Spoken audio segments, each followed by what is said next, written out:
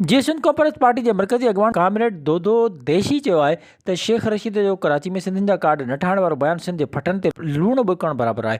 वफ़ाक़ी वज़ीर लसानी इंतशार पखड़ण थो चाहे, हू सिंध दुश्मन मनसूबे में कॾहिं बि कामयाबु न थींदो।